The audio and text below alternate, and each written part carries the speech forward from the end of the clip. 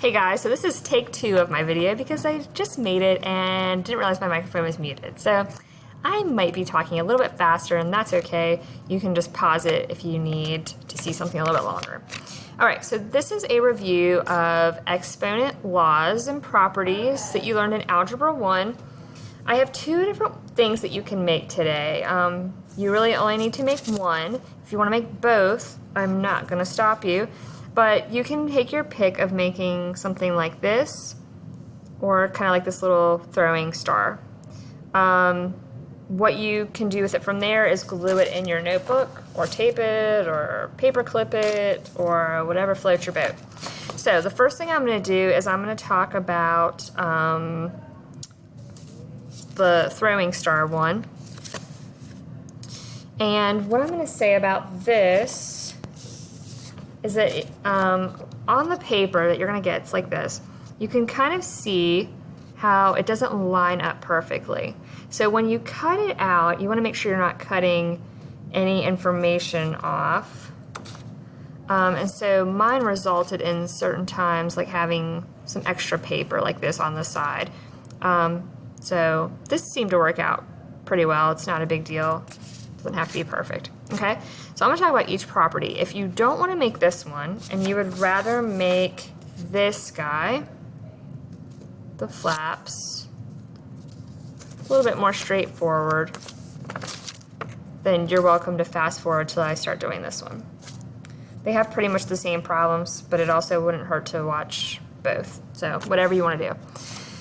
So review from Algebra 1. But these are properties that we're going to need in pre-calc and in calculus. And even if you're not going to be taking upper level math next year, you're still going to need these if you're going to college at some point, because these are pretty just basic properties. Okay, so the first one I'm going to talk about is if you have x to the a times x to the b.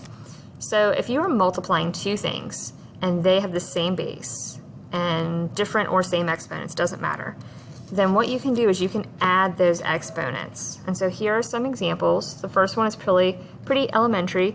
This is what you would have seen in Algebra 1. Below that is my more pre-calc example of it.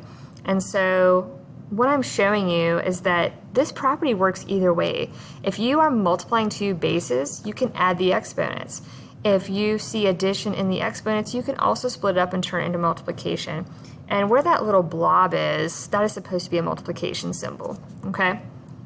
So the next one I'm going to talk about is if you have a negative exponent. You can make it positive by moving it to the denominator. Now, if it's already in the denominator, you can make it positive by moving it to the numerator. So there's a couple of examples of that. If you have anything to the 0 power, except for 0, it's going to be 1. So I have some examples there. If you have a power to a power, you multiply those powers. And what's neat about any of these properties is you can prove them. You can write them out.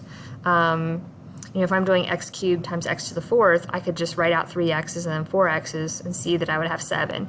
If you have a power to a power, I could write out v cubed 4 times and get v to the 12th. So these can all be proved very easily and visually.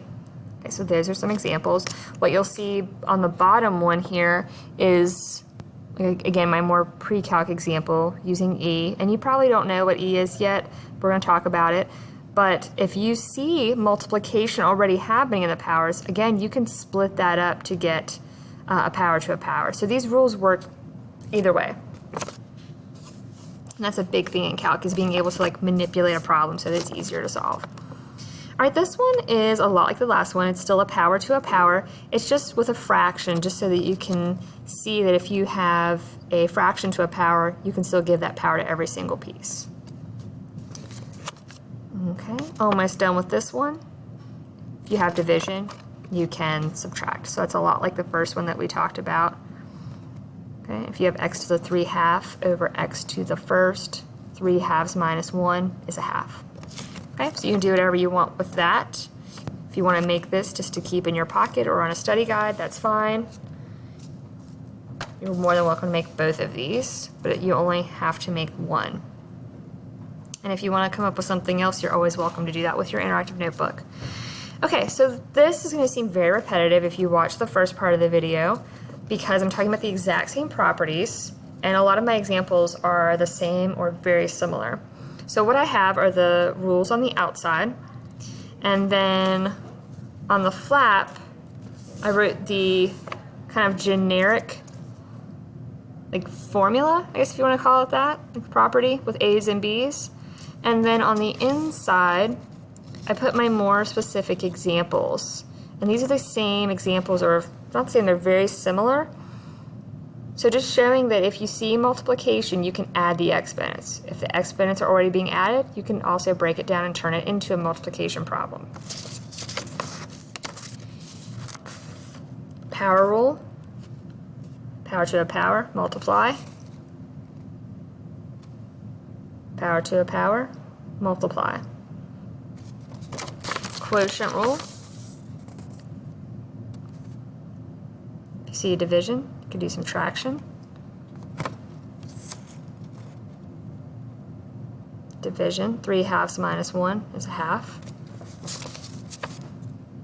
Again, same properties you've seen in Algebra 1. You're just seeing kind of what we're going to be dealing with here in pre-calc with the e's and the fractions. And in calc, you have a negative exponent.